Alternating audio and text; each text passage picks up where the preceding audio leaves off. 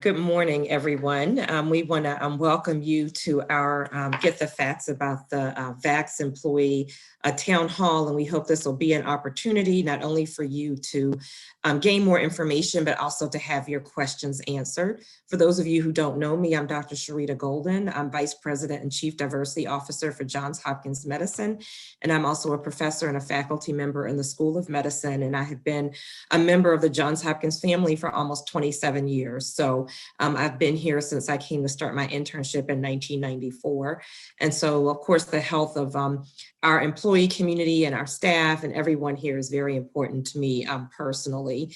And before I introduce my colleague, Dr. Agnes Usoro, I just wanted to share a little bit about my own personal vaccine story and journey. So I received my first dose of the Pfizer vaccine in mid-January and my second dose in early February. And, you know, like many of you may be, as I heard in the fall that there was a possibility that we'd have a COVID-19 vaccine, I had some questions myself, and I don't think I would have referred to myself as being vaccine hesitant. I just wanted more information. And so there is a difference. There is a need to get information so you can make the right decisions, which is what we want to provide today. And so, you know, the two big questions that I had, which you will hear about today, was, well, gosh, the vaccine happened so fast and it was under, you know, Operation Warp Speed. And so what did Warp Speed actually mean? And, you know, did they go through the usual processes for testing and the approvals and all of those things? And the other question I had is, were there people in the vaccine trials that look like me? You know, were there other Black people in the trial? And then were there other underrepresented groups in the trials? And so, because we couldn't have the big family Thanksgiving dinner we normally have at our house, while my small ham was cooking, I sat and read all of the journal articles that I piled up about the vaccine. And I learned about what Operation Warp Speed meant. And what it meant was that upfront financial investment to make sure that we can enroll the 70,000 people in the clinical trials worldwide that were enrolled to test all of the vaccines, and that it was the usual processes, but it was just that there was a financial investment up front made both by government and industry, so public-private partnership, to really facilitate this because so many people are dying and being adversely impacted.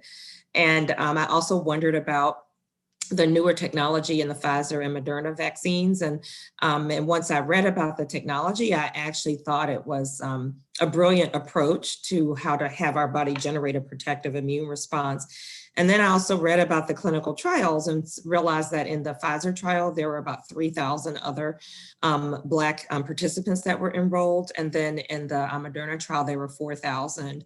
And then the Johnson & Johnson trial, there have been, you know, as many as, it was more like 19%, so even a larger number. So I felt much more comfortable that you know, there were people in the trial that looked like me, and that there was the scientific process had in fact been as rigorous as it was under other circumstances. And so all of those things in my mind made me feel much more comfortable about moving forward with my decision. But I think for everybody, there's knowing information, and then what's the heart pull for you finally? And you know, about a week before the vaccine was the first emergency use authorization was given, a close friend of mine and my husband's developed COVID-19.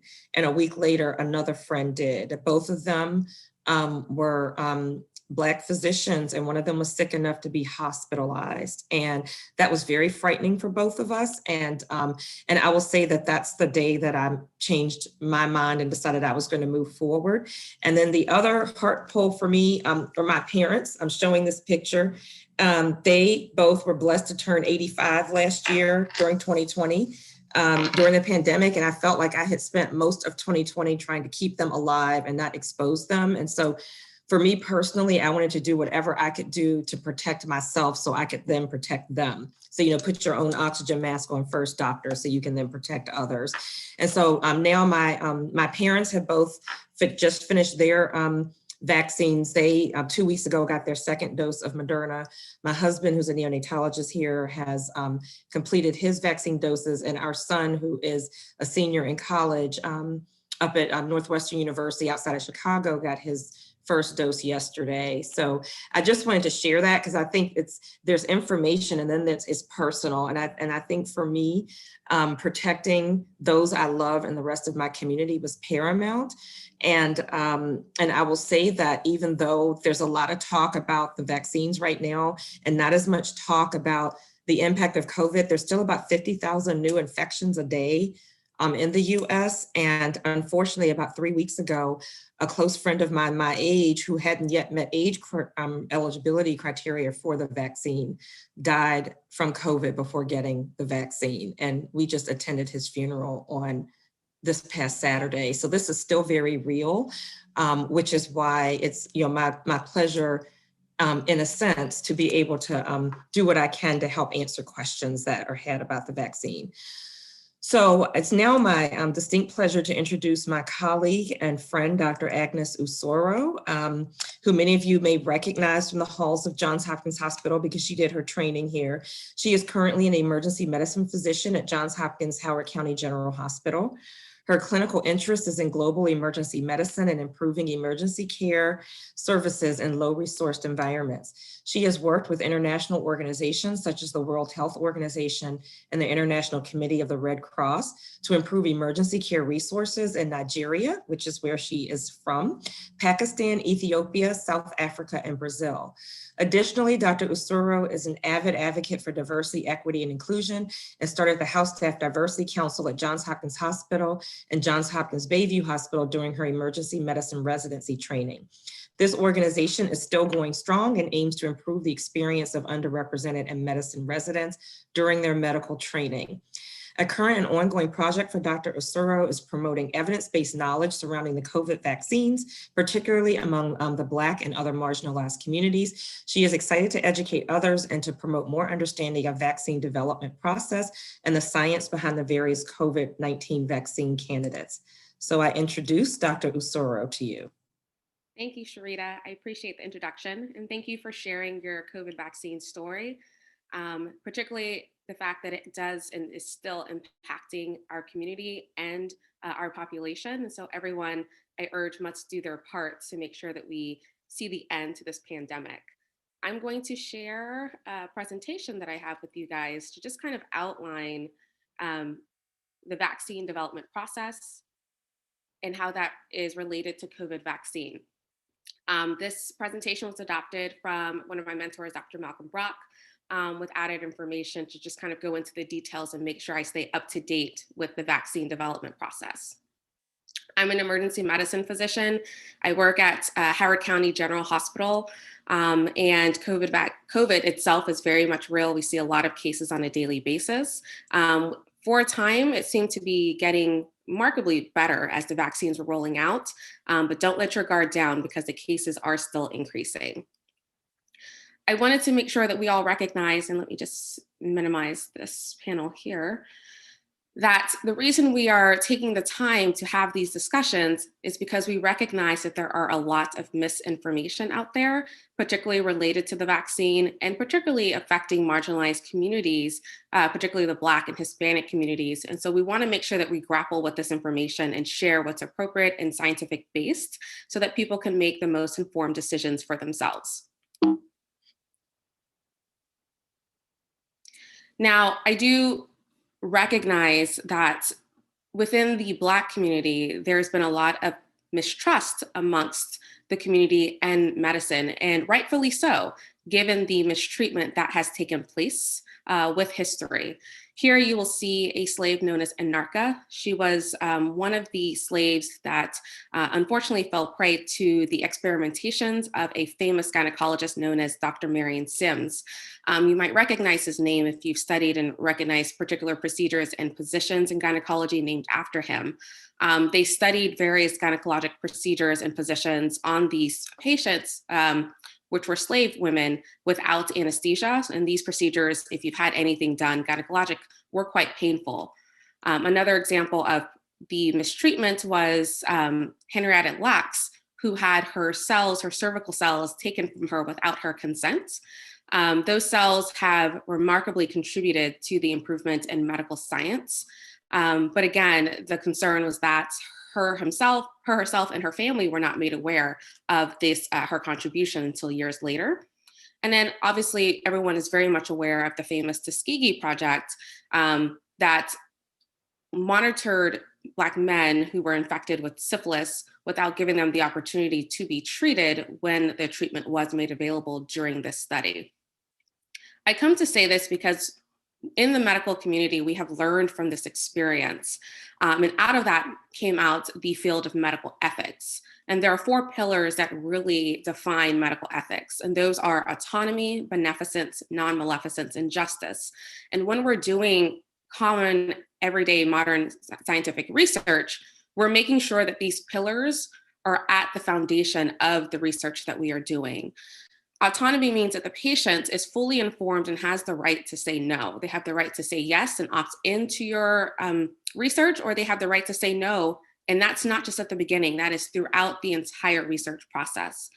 Beneficence means that we are taking into account the welfare of the participants and our patients as we're doing care and conducting research studies.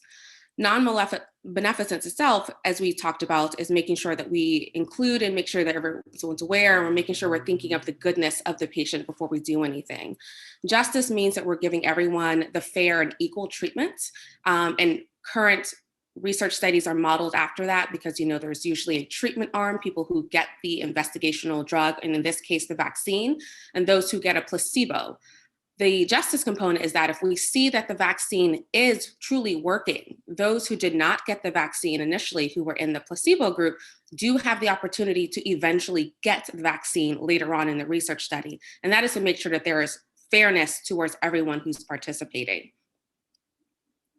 So just as a disclaimer, I received both doses of the Moderna vaccine earlier this year in January, and I'm still here to live to tell the tale. So briefly, when we go forward, I'm going to break down the presentation into 4 different groups. So we're going to talk about the brief history of vaccines. We'll talk about the various types of vaccines and kind of take a small deep dive into cell biology and a little bit of some pharmacodynamics. We will talk about the research studies and how the scientific community feels very comfortable with the efficacy and safety of these vaccines. And then we'll briefly touch upon the hesitancies, objections, and myths that may be permeating regarding these vaccines. So looking at the history of vaccines, the very first vaccine was actually created several years ago, 200 years ago, in 1796 by a British physician, Dr. Edward Jenner. In that time, there was a prevalent condition or disease that was quite fatal for some individuals, known as smallpox. And what he noticed was that a few of the cow maids who were milking cows were getting these lesions on their arms that was very similar to the smallpox lesions that was inflicting children at that time. The only difference was these cow maids were surviving and not dying and becoming very ill compared to the children at the time that were dying at a high rate. And he started to consider, is there a correlation? Is there something with the immune system that is recognizing perhaps a sister strain of the same smallpox in these cow maids and allowing them to survive? And he was true. There was cowpox, which is a similar strain of the smallpox afflicting the cows. The cow maids were being affected by them, but they weren't dying because they were developing an immune response. And so these were the lesions that these cow maids were experiencing. And he got the idea to scrape part of the lesion from one of the cow maids. Her name was Sarah Nelms. And I will say, going forward, this part would not probably have sufficed in today's scientific rigorous protocols, but he actually injected pieces and parts of that lesion into an 8-year-old boy, which was actually the son of his gardener. His name was James Phipps. He injected it underneath the skin of James Phipps, and he waited 8 weeks. 8 weeks later, he then injected smallpox into this little boy. And surprisingly, the boy did not get sick and the boy did not die. This little boy, in the span of his lifetime, was actually injected with smallpox over 20 times and never once fell ill and survived. And this came the understanding of the immune system and the thought that if you just prime the immune system with a little small piece of of the actual infection that you're looking for, whether it's a weakened part of the infection or a sister strain of the infection, anything to where your immune system recognizes it immediately. When the person actually gets sick with the actual disease, they have a chance to survive and fight it off. And that's when we learned a lot more about the immune system.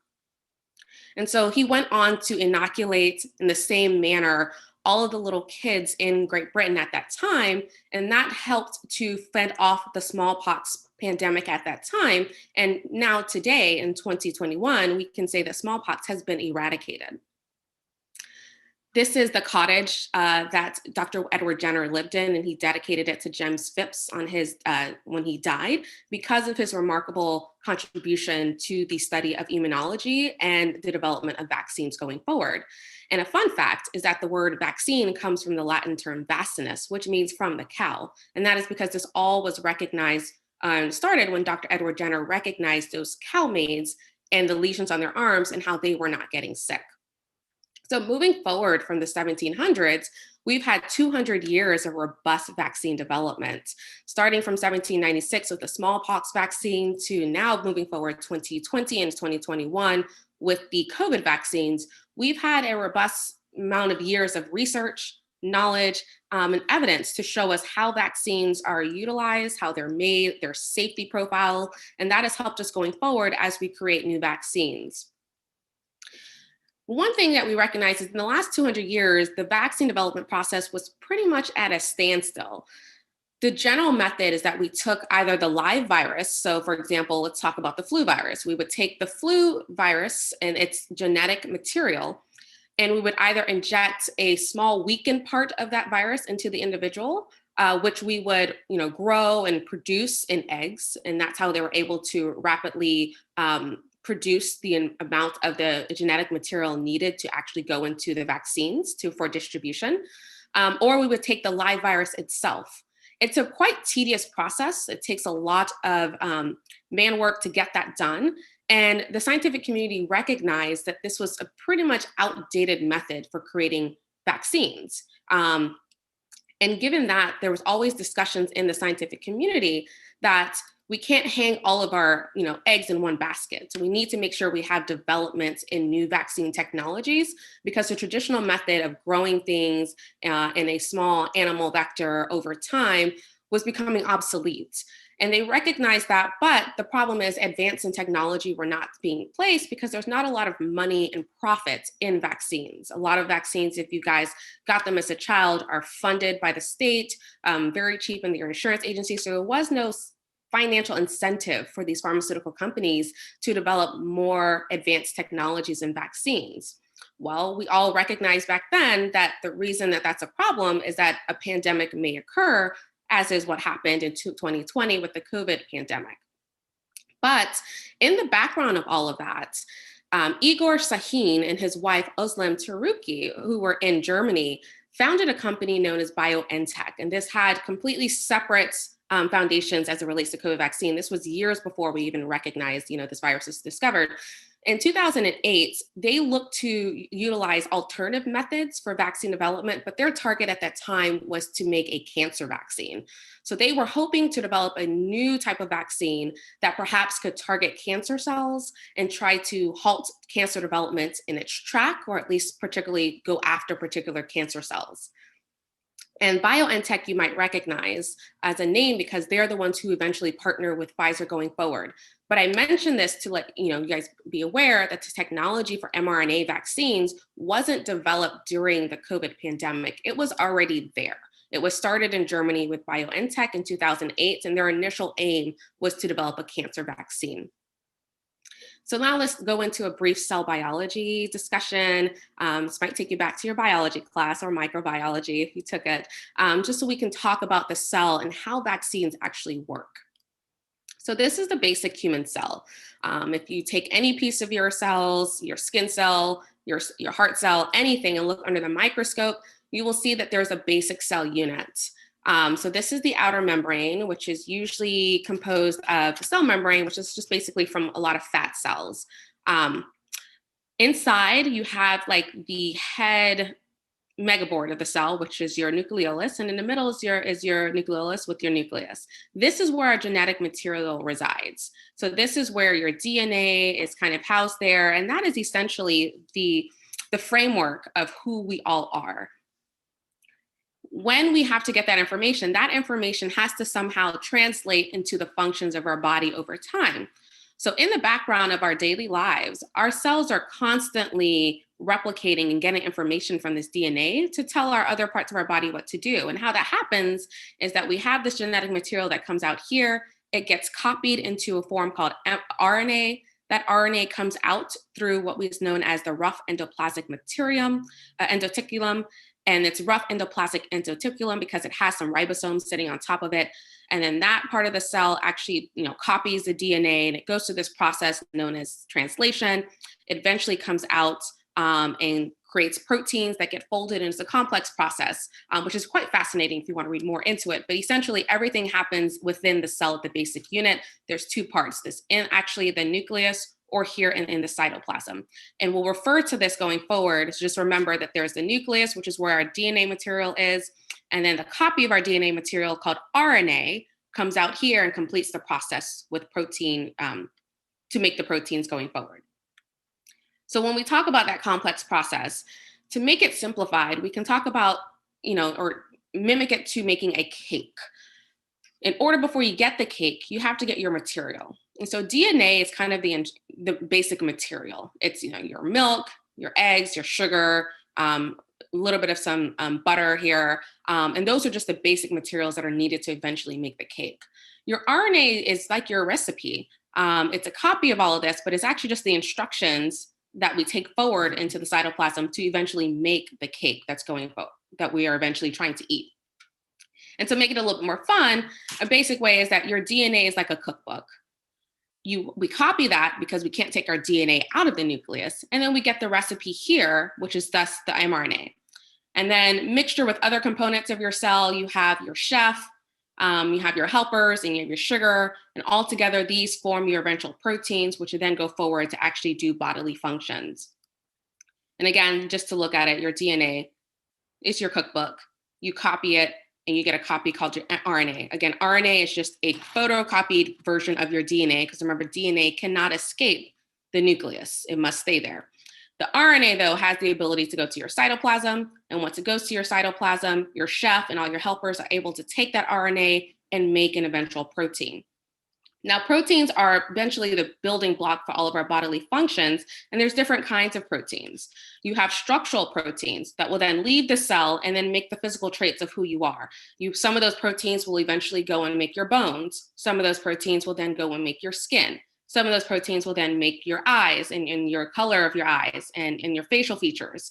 Some of those proteins have special enzymatic activity, and they'll go and they'll make all of your metabolic activity. So those will be, somewhat like your enzymes that break down your food and live in your pancreas or live in your gallbladder. Those are also proteins that have specialized enzymatic activity. And then other part of those proteins may go and become hormone proteins. And that'll be, your adrenaline and all your neurotransmitters, and they help with growth and development. So every protein has a function, but the way that they were created is still the same. You get your DNA, you copy it to your RNA, it leaves the nucleus and goes to the cytoplasm. And through various multiple methods, you eventually get your protein that then goes out to do its specialized function. So let's talk about the vaccine and how we've been able to harvest the basic cell biology to make this vaccine. So the different types of vaccines that are out there are, one is your cake vaccine, which means that you just take the virus, just kind of like if you had a live flu virus, and you just put the actual weakened version of that virus and inject people with that. And that's known as, for the COVID vaccine discussion, as Sinovac, which is a vaccine that's actually being used in China. They just took the weakened form of the COVID vaccine and they put it in a safe medium and they inject that into individuals. Your body will recognize that there's something that's not you inside of the skin when it's injected, and they will mount an immune response to that. So that's just like giving the full cake to somebody. Another way is, instead of giving the full cake, you can give maybe just the frosting, just a little piece of the cake. And that's where you get your subunit vaccines. So these are protein vaccines that just give a small component of the COVID vaccine. Here is the spike protein fragments. And that's what the Novavax vaccine is actually doing, is it took just small pieces of the protein of the coronavirus or the SARS virus, and it injects that into individuals, and your body will recognize that these do not belong to me and mount an immune response to it.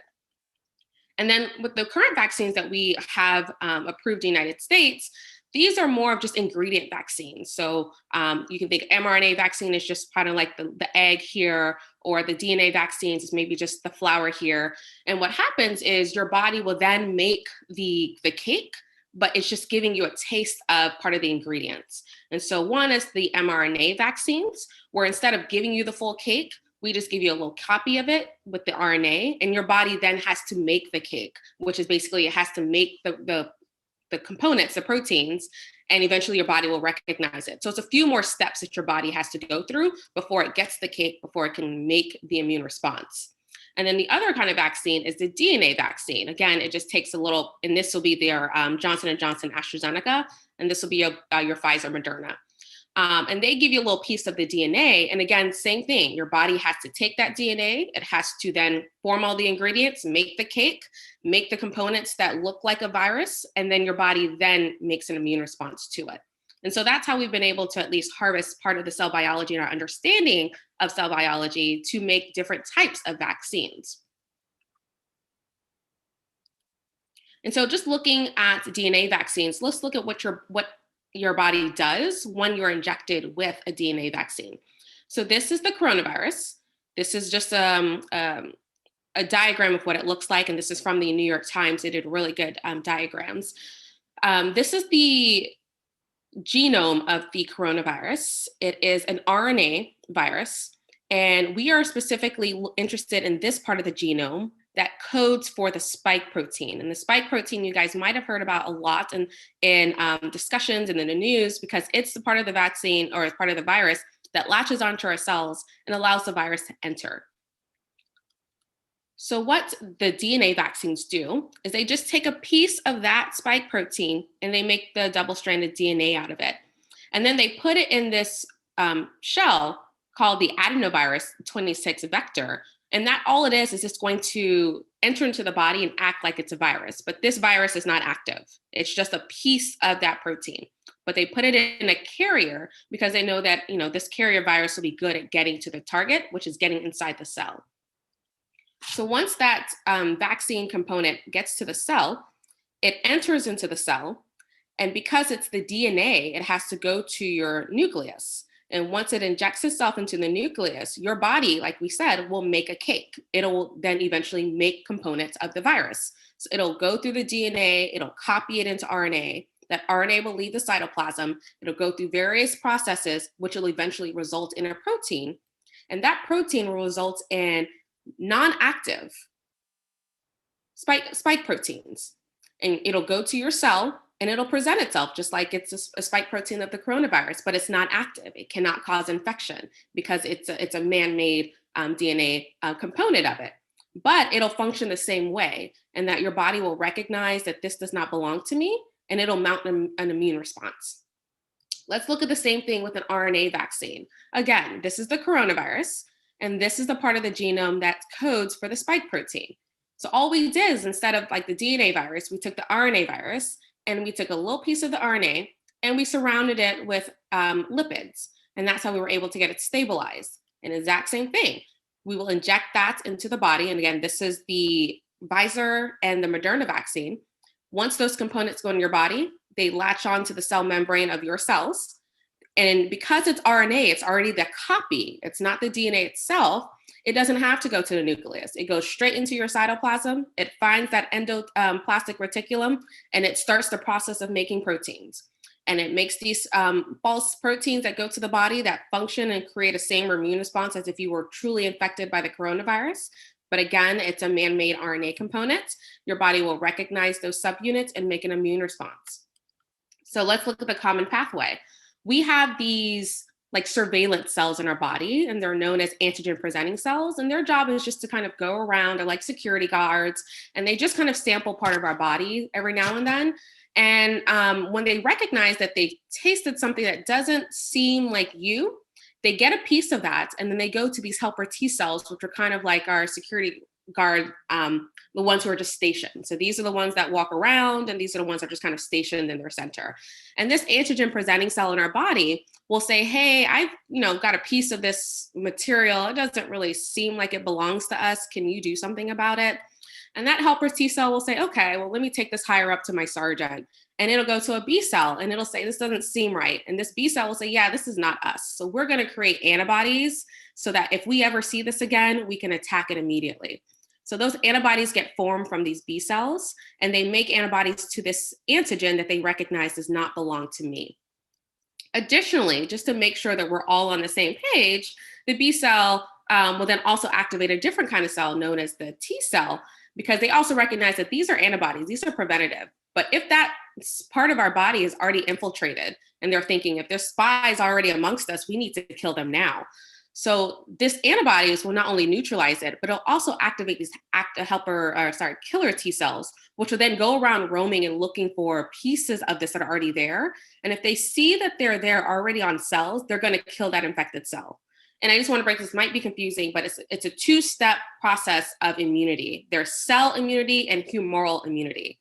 This is humoral, which is basically making antibodies to these cells, particularly to prevent it in the future. But if we're infected right now, we want those cells to be taken care of. And so we bring the military involved, and these killer T cells will then go look for these cells and actively kill them, if that makes sense. So the vaccine's aim is to not only produce antibodies, but also be able to activate our killer T cells so that if there are infected cells in our body, we want to kill those now and halt it in its track before the person gets very, very sick. And the T cells are very important to maintaining the activity and the efficacy of our vaccines. All right, so let's just briefly talk about what the goal of these vaccines are when they were created. There's two things that you can do when you're making a vaccine. You can vaccine against the infection, as in preventing someone from ever getting the infection. And that would be the goal of the upcoming and very promising trials showing like the HIV vaccine that is not approved, but there's promising preclinical data for it. And that would be, you don't want the person to get the infected at all. You don't want someone to get HIV, period. And in this case, you would make a vaccine to prevent someone from getting the SARS-CoV-2 virus itself. The problem is we were already in the midst of this pandemic. The SARS-CoV-2 infection was already spreading at a rate that we couldn't control. So the aim of the vaccine development process was not to prevent someone from getting the SARS-2 virus infection, it was to prevent them from getting sick from it. So you can have the virus and be what's known as an asymptomatic carrier. Like you just have the virus, hanging out in your nasopharynx and those cells there, but your body doesn't get sick and you don't have to get admitted to the hospital or go to the ICU or be at risk for death. And in the midst of this vaccine, the goal was not to prevent you from getting the SARS-CoV-2, but the goal was to prevent you from getting disease and dying from COVID-19. And just to want to make sure that that is the end all how these vaccine trials were developed is because we were already in the midst of a pandemic, and it was hard to tell exactly where this virus was. It was already permeating globally. But some good things that we have discovered is that even though we only aim to try to prevent the actual disease, both vaccines, at least Pfizer and Moderna, have been found to prevent the infection. So if you give it to someone soon enough before they've been exposed, we have seen that both of them have prevented not just disease, but also infection, which is very promising. But again, the vaccines were created to prevent disease.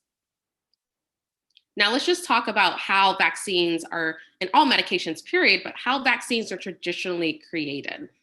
There's usually an exploratory phase where you're trying to figure out exactly what you're making a vaccine for, how you're going to make it, and that can take a long time. I exit out here not because it wasn't important, but because the technology of making vaccines has been well known for 200 years, as we talked about the traditional weakened, also known as attenuated vaccine mechanism, as well as the mRNA vaccine technology was already there. So there was no new way of making vaccines that were created during the COVID pandemic. What we had was we had a new novel virus. And so instead of making a vaccine for something that we haven't thought of yet, we already knew our target. We had the technology to make the vaccine, and we already knew what we were going towards. And we were making a vaccine specifically to SARS-CoV-2 virus for the COVID disease. So I say exploratory phase, exit out, just because it didn't take the usual long time of creating a new technology. The technology was there and we knew our end target.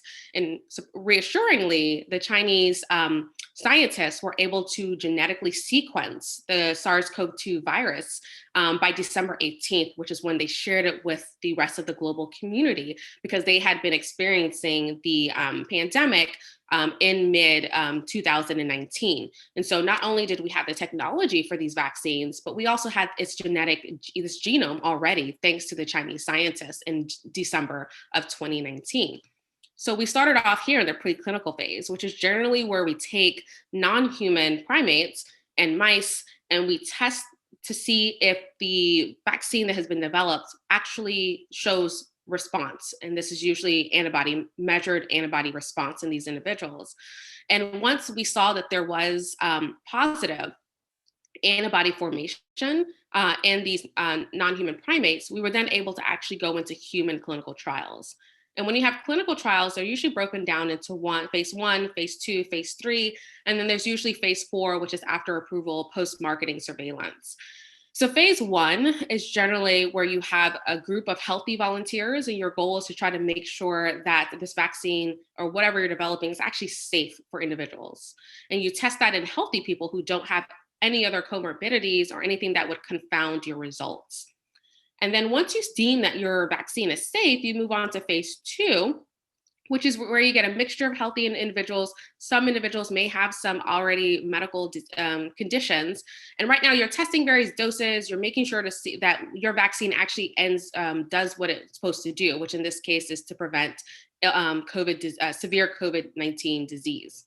And then once you see that you got appropriate doses, it's safe, it actually does do what your vaccine is supposed to do, you then test it in a large scale phase 3 trial. And that looks more broad, it gives you more individuals to actually see if there's any minute cases of adverse reactions, if it really does do what it says it's going to do, because you have just a larger population to actually test this against. And then again, when you have the largest population is when you actually get approval and you actually are able to manufacture the actual vaccine in this case. Now, if you look at this, it's usually done linearly. You have preclinical, clinical trials, your FDA reviews it and approves it, and then you start manufacturing, which is a whole separate gamut, which can take itself years to do. The reason why the COVID vaccine was so quick in getting from the point of exploratory phase out into people's arms is that Operation Warp Speed did all of these activities in tandem. It was not you do one phase, you wait, you do another phase, you wait, you do another phase. No, they gave enough money and automatic approvals that all of this was happening in tandem, and we'll look into that briefly. So here, they did the exploratory preclinical trade as we talked about here, but the clinical trials, the FDA approval, and the manufacturing all took place in tandem. And that is how we were able to rapidly bring this vaccine out to market. So as the clinical trials were going, the FDA was reviewing their data. So a lot of the information you are hearing right now in the news are interim data. So like example, Johnson & Johnson, their approval came based on interim data from their phase 3 trial before it was completely completed, just like the Pfizer and as well as the Moderna. And as the FDA is approving them, they're giving them emergency use authorization. That's not a full approval. That still takes time, but they're giving them emergency use authorization to get started. And already before the vaccines were approved, manufacturing was started. So before the first vaccine even got into the person's arm, the military and all their approved manufacturing sites were already making the vaccine without even knowing if it worked or not. And that is how they were able to speed this process up. And once we were able to see that it did work, the manufacturing, the rapid increase in actually getting the vaccine, putting it in place so that we can distribute it to individuals was already in place and is still in place right now. And that is how they were able to rapidly escalate the process of coming up with a vaccine and getting it into people's arms. And so just an overview of Operation Warp Speed, Dr. Sherita Golden mentioned very astutely that the reason that this happened so quickly is that they were able to give upfront financial investments. One of the barriers to getting any medication, any pharmaceutical component, any vaccine out there is the money. These companies themselves generally have to upfront the money on their own, get investor buy-in, get private equities and venture funds to invest in their new projects. The government in this case, at the time under the Trump administration, stated, no, we're going to upfront it for you at the beginning. You don't have to pay for anything. We will pay for it upfront. And when you take the money component out of the picture, you would be amazed at how remarkable, things happen. So this is just a breakdown of how much money each company to date as of February. So it's a bit outdated, but this information is open and available to the public through the Operation Warp Speed website. But Pfizer, as of February, received close to $2 billion. And that's how they were able to get started. Now, Pfizer was one of the only pharmaceutical companies that was not initially a part of Operation Warp Speed. They opted to do their research on their own and develop the vaccine. And once it was deemed efficacious, they then joined Operation Warp Speed and received money from the government.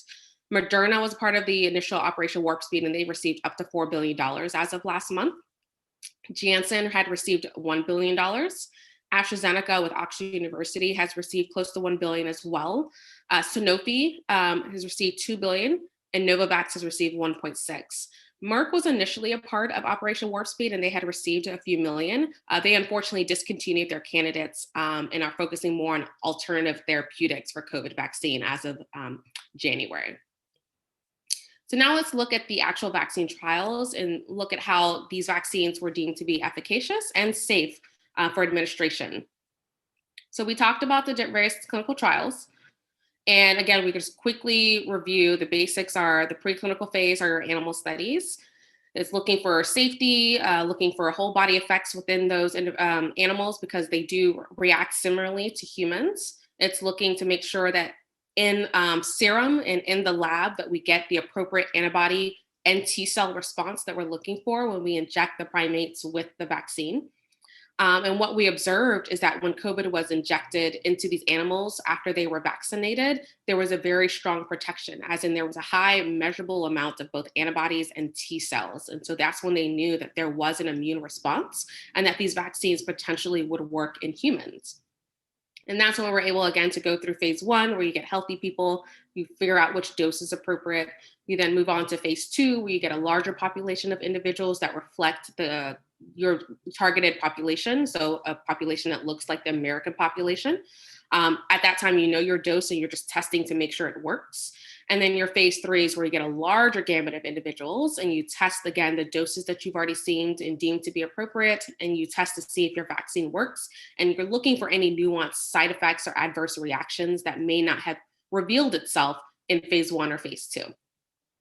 And so comparing the 3 vaccines that have emergency use authorization in the United States, we have the Pfizer vaccine, the Moderna vaccine, and the Janssen vaccine. And these are just the chemical names for them. The preclinical phase was the same. They all did non-human primates. Their phase 1 is quite differently. They all had various doses according to how they manufactured their drug.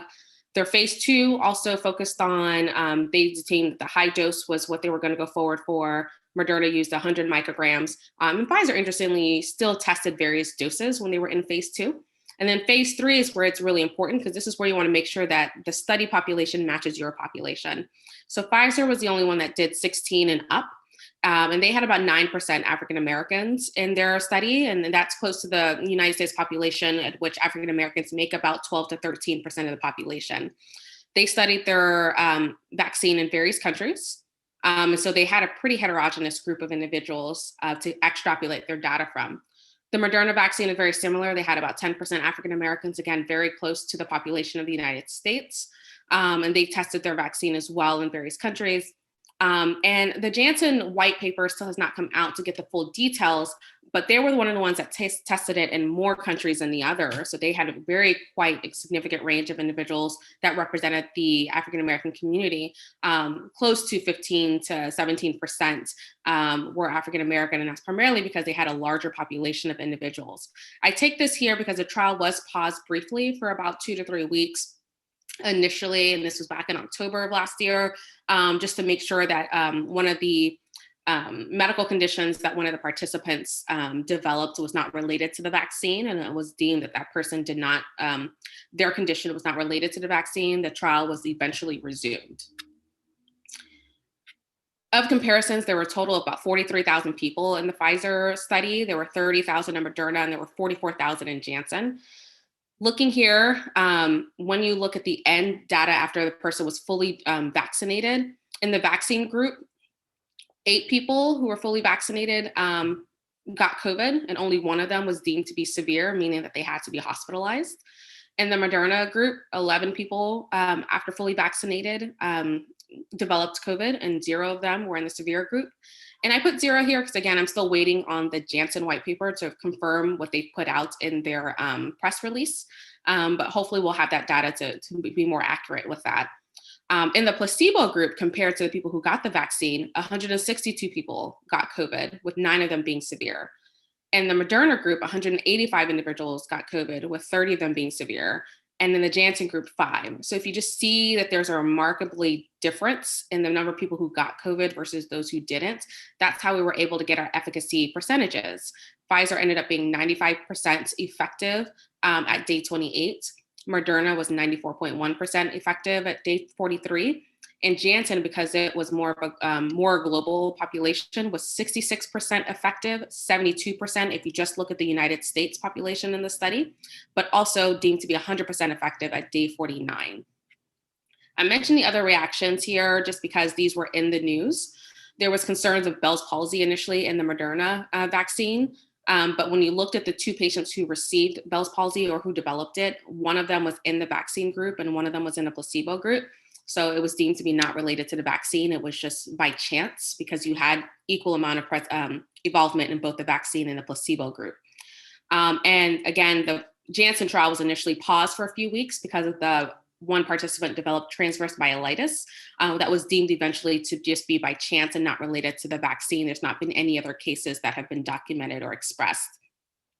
And when you look at anaphylaxis, which we will go into a little bit further, the rate of anaphylaxis was very rare in these cases.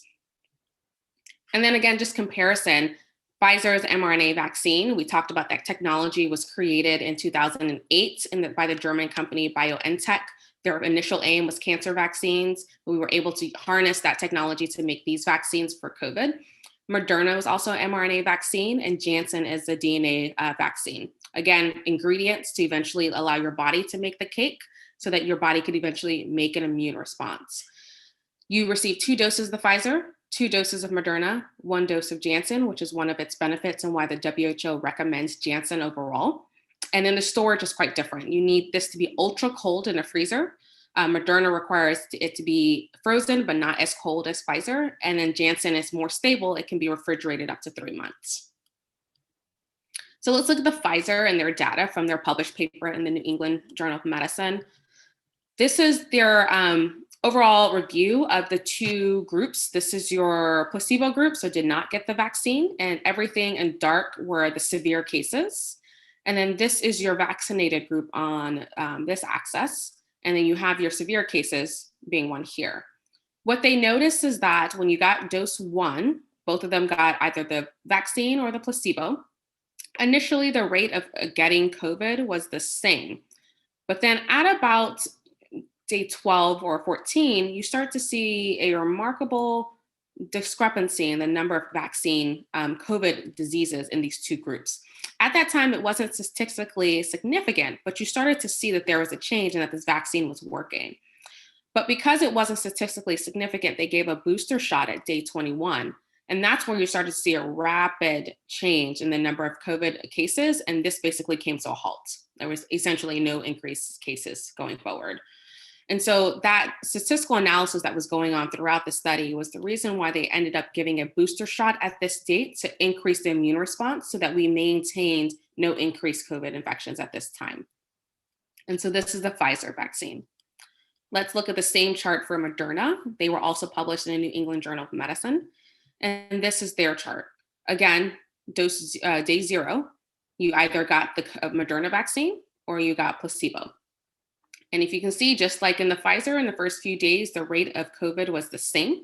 But then you start to see a discrepancy after about 2 weeks, but not statistically significant enough.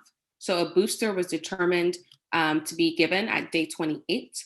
And that is where you start to see the remarkable decrease in number of COVID cases. You can see here the COVID Moderna vaccine group, essentially their rate of getting infection remarkably just basically became stagnant, whereas the vaccine group has started to increase.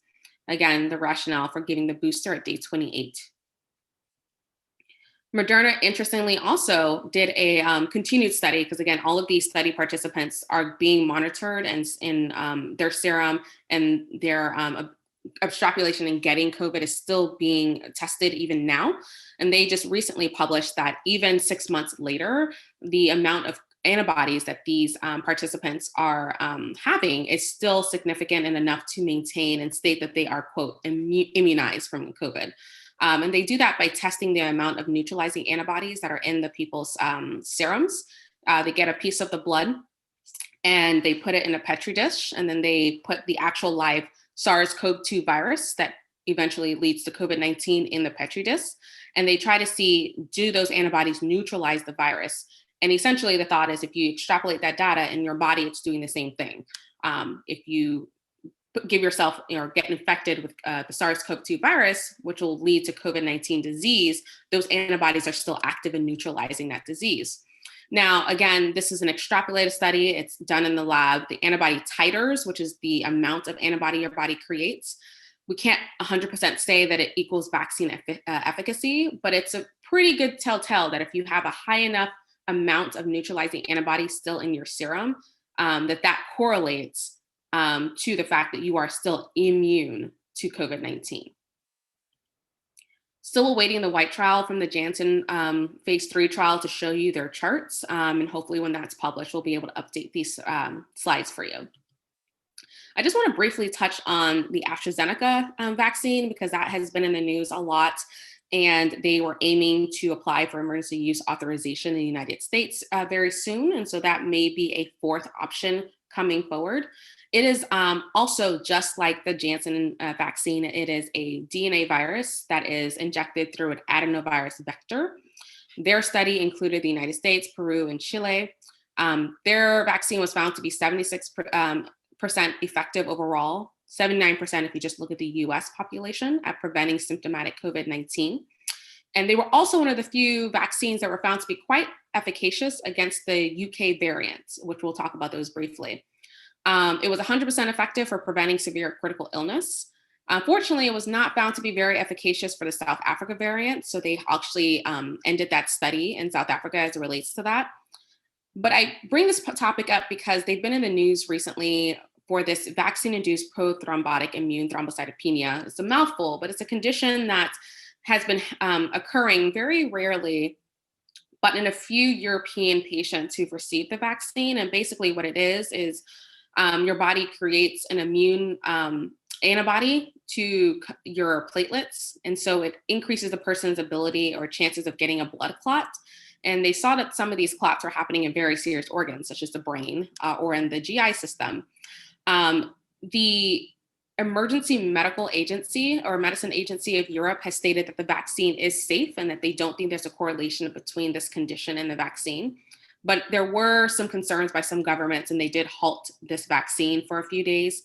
It's still back in production, but this is another example of misinformation and how that could compromise individuals who were offered this vaccine who may decline it. And so I would just keep that in your forefront as AstraZeneca aims to get emergency use authorization in the United States.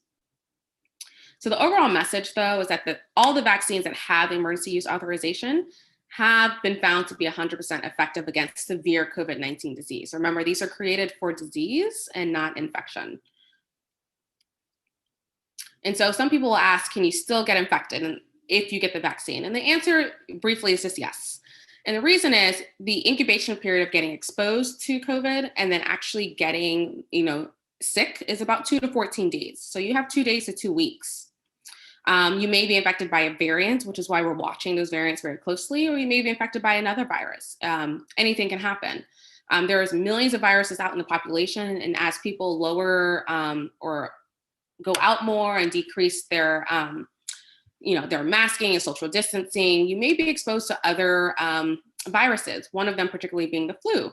Remember, like during the pandemic, because of the things we were doing, masking, social distancing, people staying home when they were sick, the transmission of flu was essentially non-existent.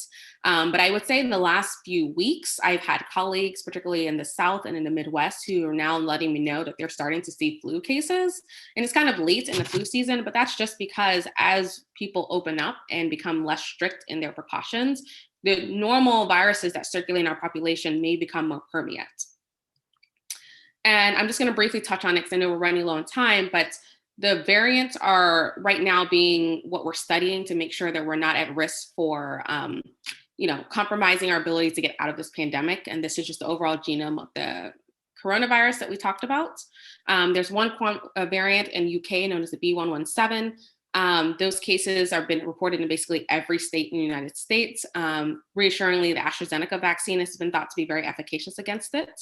There is the South Africa variant, which is very concerning for individuals because very few vaccines have been found to be efficacious, Pfizer being one of them. And then there's the Brazil variant, which we know is present at least in New England. And there's also a California variant. Still looking for more information on that to actually understand exactly how it affects individuals. When we talk about side effects of the vaccine, because I know that is a concern for individuals, they're graded on grade 1, 2, 3, 4. Grade 1 and 2 being not significant, meaning that they don't interfere with your daily activities. Grade 3, meaning that perhaps this person may take the day off because they're having these mild symptoms. And then grade 4, meaning they need to go to the hospital or get hospitalized. And based on the clinical trials of Pfizer, there were absolutely no grade 4 effects in those individuals who got the vaccine. But there were about 83% of individuals who had site reaction, being redness or soreness to the arm. About 2% got fatigue and 2% got headache. And so the CDC has set up a website that will monitor all people who sign up when you get your vaccine for 2 years, just to make sure we're not missing any of these rates of grade 3 and 4 effects.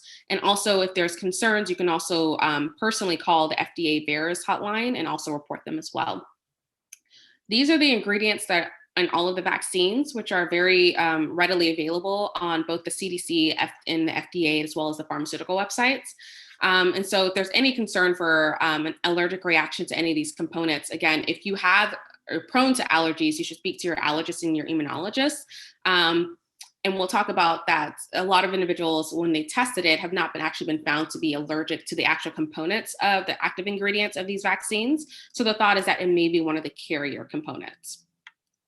When we're looking at anaphylaxis, this is a busy slide, but the initial thoughts of anaphylaxis were thought to be quite rare. In the initial studies of both the Pfizer and Moderna, it was thought to be 2.5 to 11 cases per 1 million doses, which is quite rare.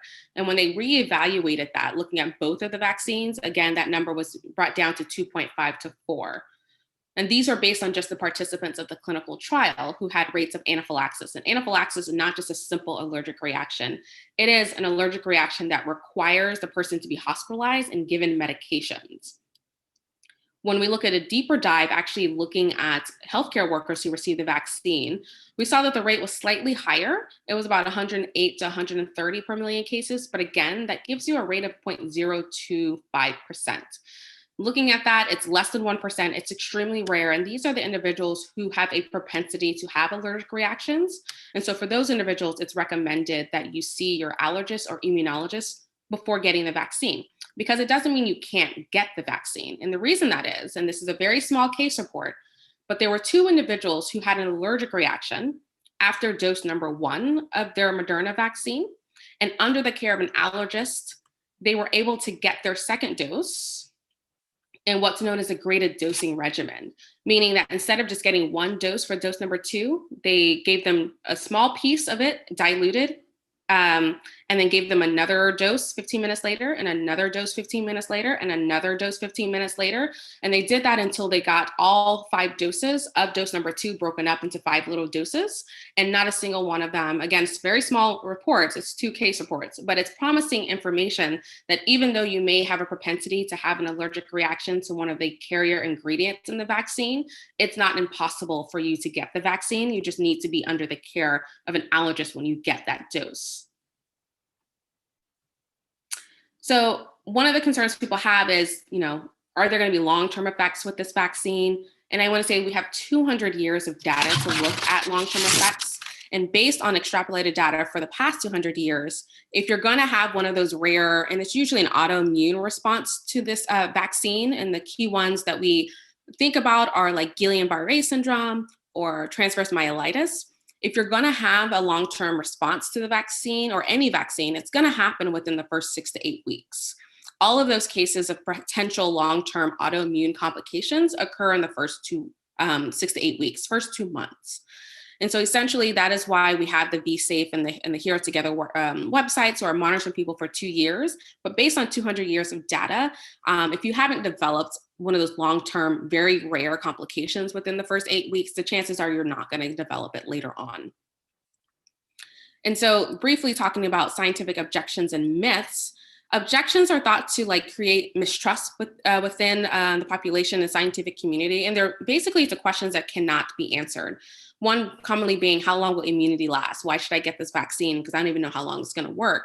And it's hard to answer that question because this is a novel virus. We just discovered it in 2019. We're still learning the virus. It still takes time. What we know right now is that if you get the vaccine, you are immune against severe COVID-19 disease, which means our hope is that you won't go to the hospital, won't get very sick, and hopefully won't die from this disease, which is essentially what we're trying to prevent, which is death. Myths are usually based on some kernel of truth, but not necessarily accurate. So there's been a myth that Bill Gates is tracking you because they're injecting microchips in these vaccines. And that's primarily because the Bill and Melinda Gates have been funding vaccine efforts for years. And they've been funding multiple vaccine efforts. I don't think that they're concerned about what your day-to-day life is. And then there's another thought of vaccines causing infertility. And again, based on 200 years of data, that has not panned out to be true. And in fact, vaccine has been recommended in pregnancy, particularly the COVID vaccine. And this study showed that women can be vaccinated up into their 3rd trimester. And they actually saw that when they took the cord blood from these babies after birth, that they had a robust immune response because the mom passes over those antibodies to their baby during pregnancy. So women, even as late as in the 3rd trimester, can get the COVID vaccine quite safely. So that was a very long-winded discussion of the various parts of the COVID vaccine. I want to briefly end on how we can get ourselves, or what we're aiming to do to get out of this pandemic. And that is introducing the concept of herd immunity. So herd immunity means that you have enough people who are immune, either by primary infection or by vaccination, that the virus essentially can no longer travel. When nobody is immune, this person, prime case A, can pass the virus to many individuals. But when you have enough people who have met herd immunity, who are immunized, this person potentially can only pass it here. But because everyone else around this person is immune, the virus essentially is stopped in its track and can no longer propagate. And that's how we were able to eradicate a lot of conditions such as polio and smallpox. We've not been able to do that with the flu because not enough people have been vaccinated against the flu before we can catch up with the mutations. But the hope is that if we can aggressively address COVID-19, we can potentially eradicate SARS-CoV-2 virus like we have with the other prior coronaviruses, like MERS, essentially in the past, which was a big emerging virus that eventually was eradicated. In order to get herd immunity, there's estimations of how much of the population must be immune. So we know that information for polio, smallpox, measles, and rubella that we have been able to eradicate. Measles is starting to become a problem as less people get vaccinated. It's not known for COVID-19, but it's estimated to be around 80%, which means that we're aiming for a goal of 80% of a given population being immunized. And so the thought is, can we vaccinate 80% of adults and still get full immunity? Yes. But the problem is we know that, and I'll go into details, and Maryland's on its way there because as of April 6th, everyone above the age of 16 can now get the vaccine. So that's a promising sign. And in the world right now, Israel is leading the way of having over 60% of their population vaccinated. So they're close to 80. In the US, we're still here a little over 30. So we've got a ways to go. But we recognize that we're not going to get there without including our children, because kids less than 15 make up about a fourth of the population, 25% essentially. And so to make sure that we're getting to that race of 80%, which is the theoretical number, we are now including children in clinical trials so that we can eventually safely get them vaccinated later on this fall. And so Pfizer has started a clinical trial. They started it last year, actually, for 12 to 15, and they were found to be 100% effective. They just started the trial for 6-month-olds to 11. Moderna also has started the 12 to 17-year-old trial, and that data is still pending. And they just started again the 6-month-old to 12-month-old to 12 years old. And so the light is still there at the end of the tunnel.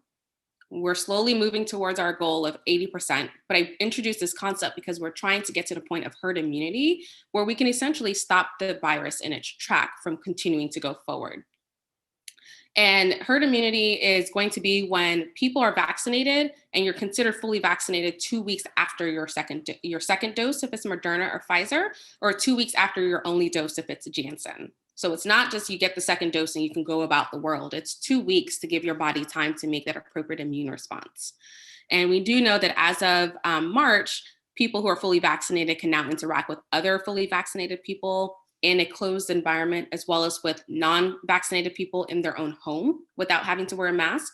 And we know that fully vaccinated people can now travel both internationally and domestically without the need for pre and post COVID testing or quarantining. So we're slowly getting to that light at the end of the tunnel, but we still have a ways to go. And so everyone still needs to do their part as we try to get to the point of herd immunity. Still in public, regardless if you're fully vaccinated or not, please abide by the basic guidelines. Wear a mask, stay 6 feet apart. If you're a school child, that has now been updated to 3 feet apart in the school setting. No large groups, and hand hygiene. The basics are what prevent infection and disease. And that was a mouthful, but I know that we're short on time, but I will take questions now if anyone has them.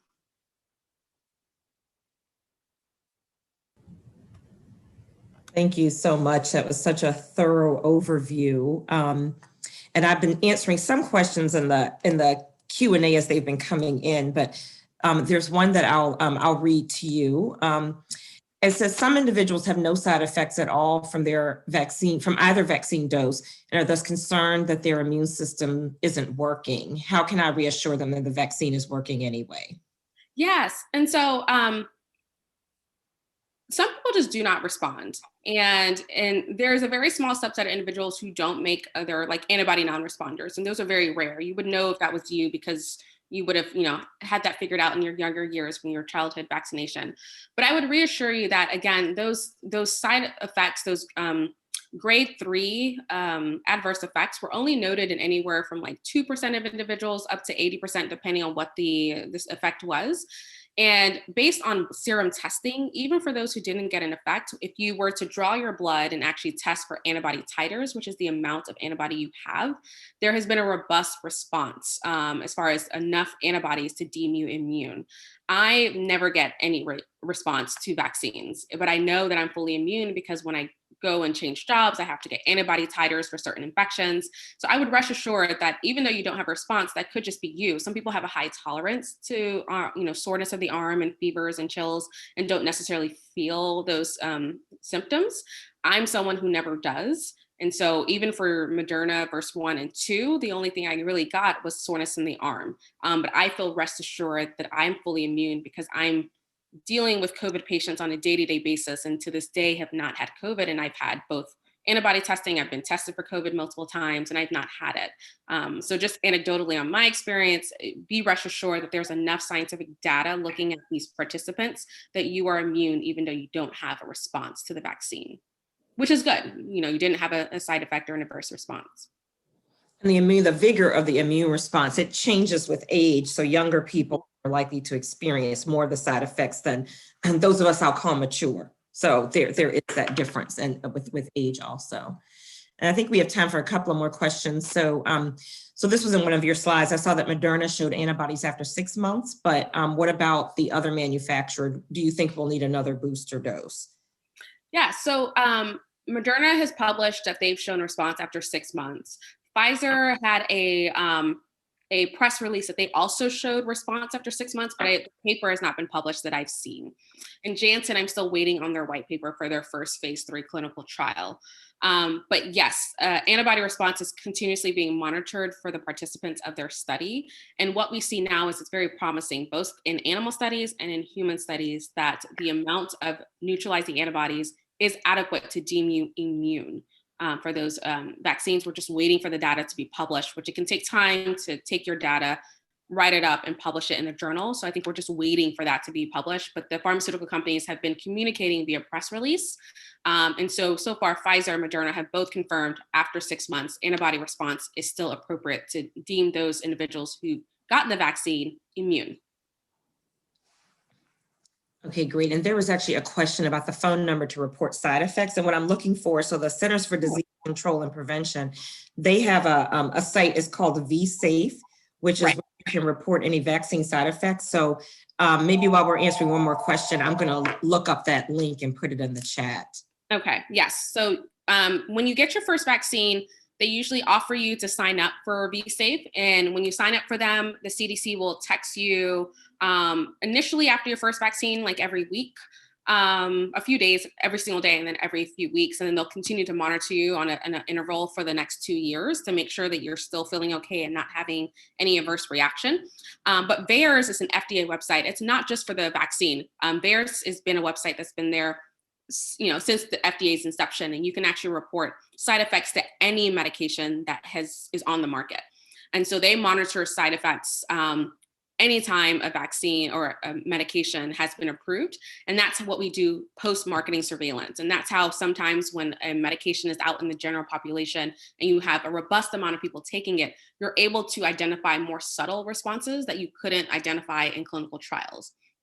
And that's how you're able to get medicines like fen-phen and things like that off of the shelves a few years later after it was initially deemed safe. And so that's where that is. So the website is there. You can Google FDA VAERS, but I also went back to the slide and you can see that the number is there.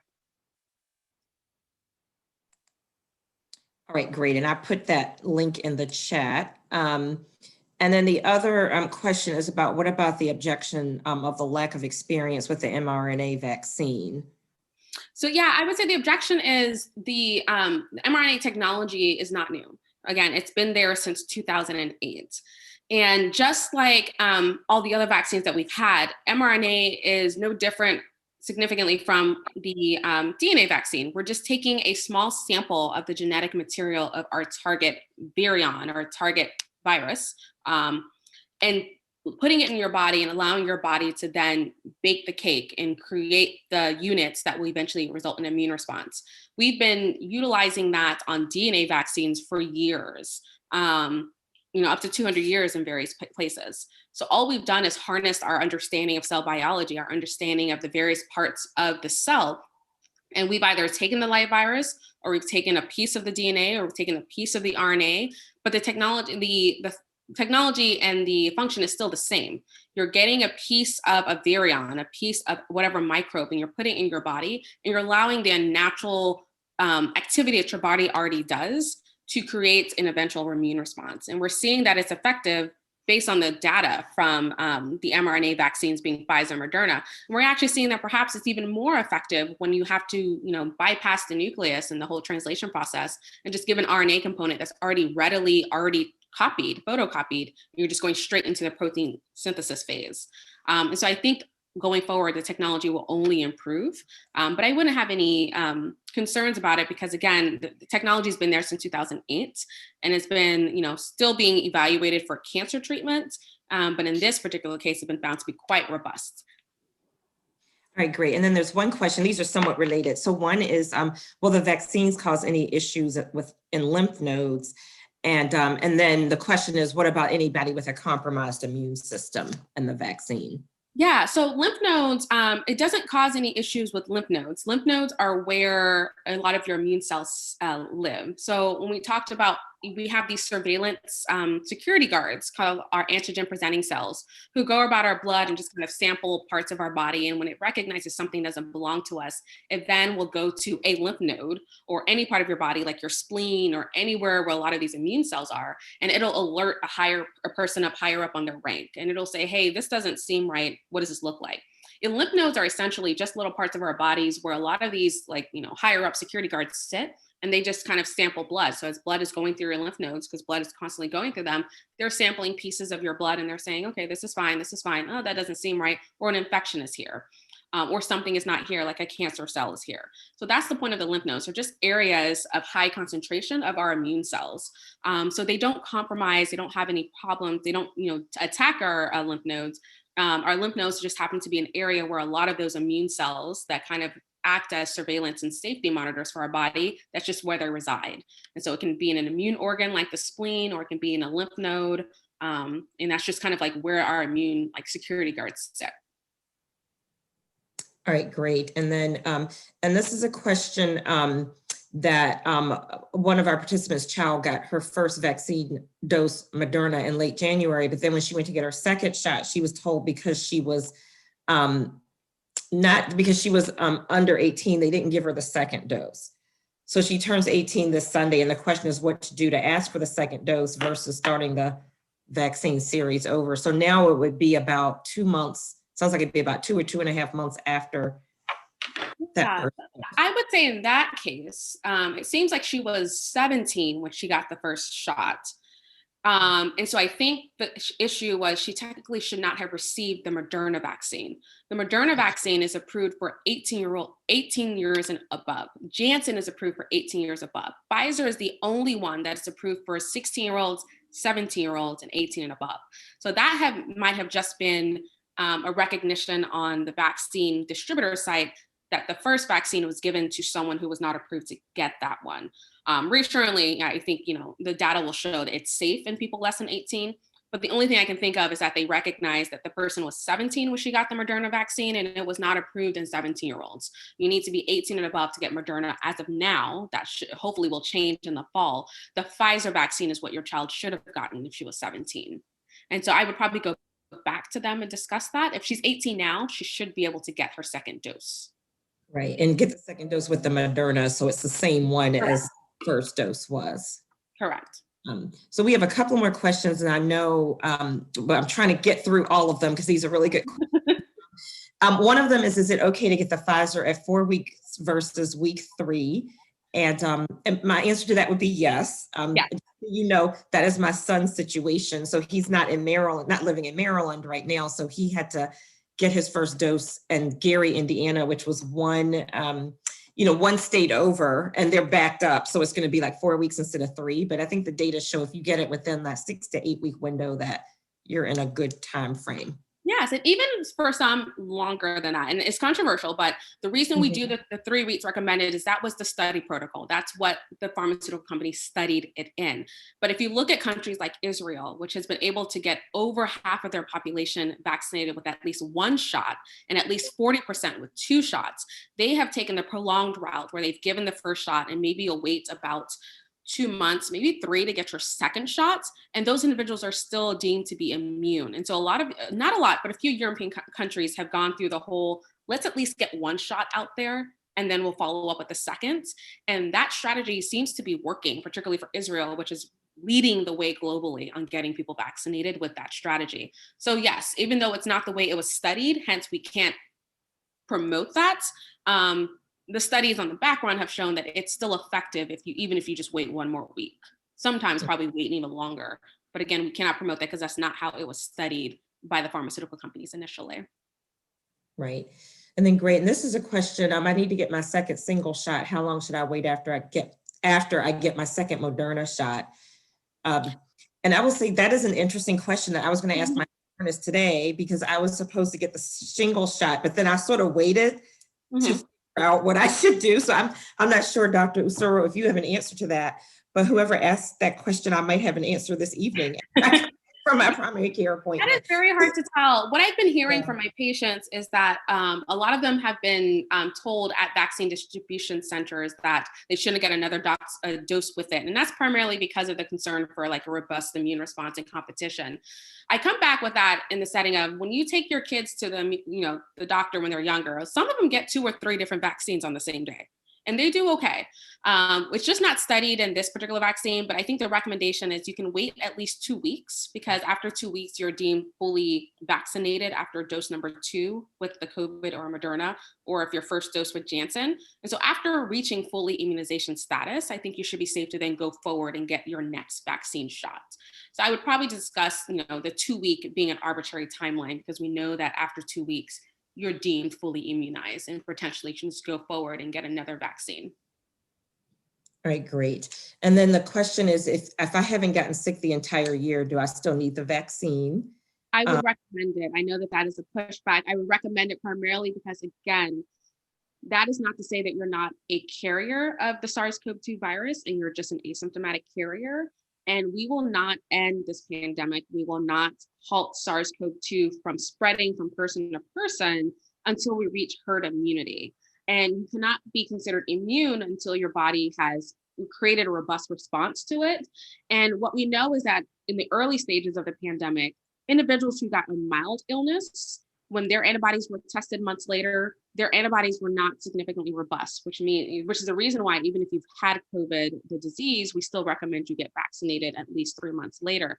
But those who were very sick and who were in ICU, those are the ones who had a robust, like natural immune response. And so just being a carrier doesn't mean that you have enough neutralizing antibodies that should your body become weakened, naturally or under a stressor, that you won't get COVID-19 disease. So it's still recommended that you get vaccinated, and it's primarily for the reason of herd immunity, for anything else. All right, great. And then if you have COVID symptoms, but your COVID test was negative, how soon should you get vaccinated? So I would wait until you're feeling a little better. It's kind of like the same when you have the flu and you have to go to the doctor and you get flu vaccinated. It's still safe, but you just, it's hard to differentiate post-vaccine adverse reactions of feeling like muscle aches and pains and fevers from what you're already experiencing if you're already sick. So I'd probably wait till you're feeling better so that if you got the vaccine, you are able to recognize that your post-vaccine adverse reaction or just side effects are contributed just to that vaccine.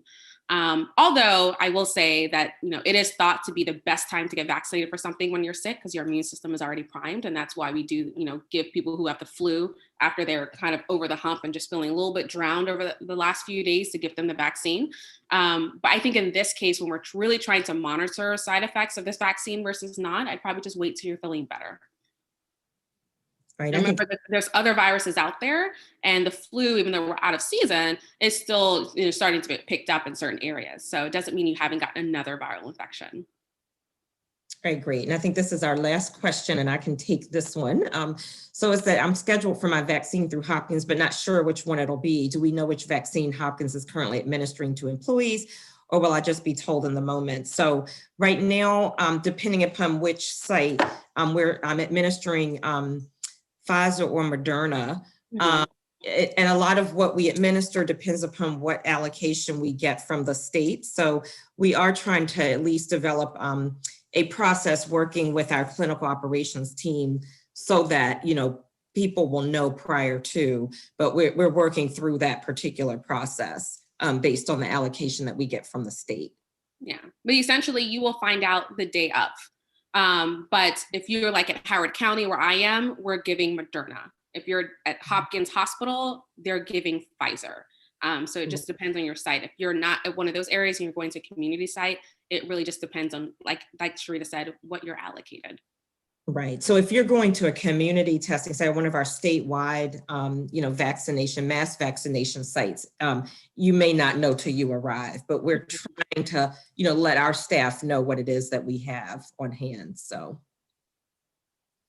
Well, I just want to thank you all for those of you who hung out with us a little longer. There's a lot of information, as you can see, and it continues to evolve. And I just want to thank Dr. Usoro so much for her time, and also to Regina Gail Malloy and the Office of the President at Johns Hopkins Hospital for her partnership with our office in coordinating this event for you all. So it was recorded, so we will be certain to share it widely so that everyone can get the information they need to make the right decision for themselves and their family. So we thank you for joining us, and enjoy the rest of the afternoon. Thank you, guys. It was a pleasure.